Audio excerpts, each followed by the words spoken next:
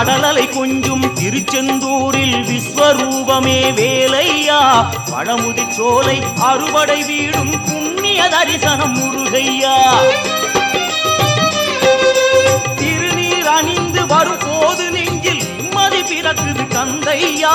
சுகனே சிவனார் மகனே உன்னை பாட பாட சுகமாகுதையா வேல் முருகா அரோகரா அரோகரா வேல் முருகா